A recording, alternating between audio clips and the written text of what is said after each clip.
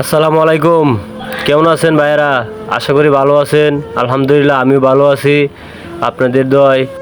তো মূলত ভিডিওটা আমার কাছে ভালো লাগলো কারণ ভিডিওগুলো মাছগুলা অনেক সামুদ্রিক মাছ, তো এই জন্য ভিডিওটা করলাম।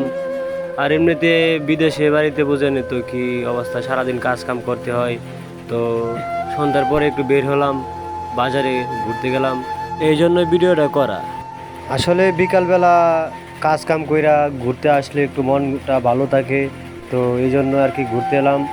আর মাছগুলো দেখতে অনেক ভালো ছিল, তো এই জন্য ভিডিওটা করা আর কি। তো পরবর্তীতে আরও ভালো ভালো ভিডিও নিয়ে আসার চিন্তা ভাবনা আছে। আর মাছগুলো অনেকগুলোই সুন্দর, অনেক সুন্দর তাই।